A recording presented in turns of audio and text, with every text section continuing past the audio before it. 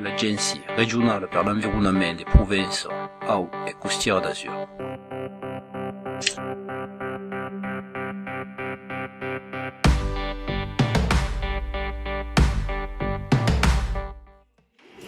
Alors bonjour à tous et bienvenue à cette matinée d'information sur la gestion des effluents usés des entreprises, organisée en partenariat avec l'ARP PACA et l'Agence de l'eau, que je remercie au passage pour leur intervention ce matin en Avignon. Alors, avant de laisser la parole à Aurélie Rufinati, tout d'abord je vais me présenter, donc Nathalie Duchosal, en charge de l'activité développement durable à la CCI Vaucluse. Je vais juste faire une petite présentation de nos activités en matière de développement durable à la CCI. Voilà. Donc, le service développement durable des CCI accompagne non seulement les entreprises en matière de sensibilisation, d'information et dans leur démarche de progrès, mais également les territoires, pour apporter des expertises et des avis auprès des personnes publiques. Nous intervenons également en interne, dans le cadre de notre réseau sur nos différents sites, avec la mise en place d'une mission de développement durable. Charité bien ordonnée commence déjà par soi-même, donc en matière de développement durable, on essaie aussi de s'appliquer les bons principes pour ce qui concerne notre politique interne. Pour revenir plus précisément au volet entreprise, donc notre rôle consiste à sensibiliser et informer les entreprises par l'organisation de matinées et journées thématiques et réglementaires comme celle-ci. Donc depuis le début de l'année, on a fait un petit focus sur l'évolution de la norme ISO 14001, un club biogaz avec la T2E. On a organisé aussi des rencontres de valorisation des déchets organiques en partenariat avec le prix agroalimentaire. Donc voilà, la matinée de ce jour. Donc c'est assez varié en fait. Si ça vous intéresse, on peut vous envoyer justement le calendrier des différentes manifestations qui sont organisées sur cette thématique. Nous proposons aussi de l'événementiel pour valoriser les entreprises qui sont proactives et notamment mettre à l'honneur les initiatives locales en matière de développement durable. Je pense notamment à un événement qui s'intitule les Trophées de la RSE Vaucluse, qui aura lieu cette année au mois d'octobre et qui permet justement de valoriser toutes les initiatives et de récompenser les entreprises qui mettent en œuvre des bonnes pratiques sur le sujet.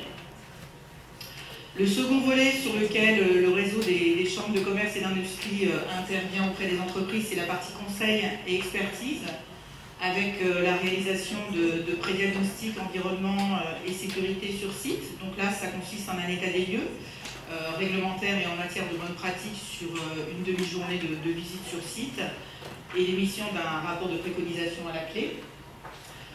Nous montons aussi au niveau régional des dispositifs d'accompagnement par le biais d'opérations collectives, donc en termes de management environnemental, de RSE, d'énergie.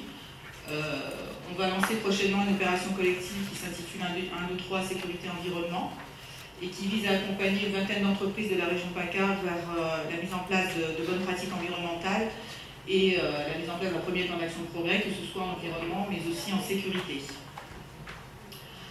On accompagne les professionnels du tourisme par le biais d'un programme qui s'appelle Itinéraire Eco 3, donc vers des labels environnementaux de type écolabel européen, Clé Verte, Green Globe, et les professionnels de la filière de l'imprimerie vers la marque Imprime Vert.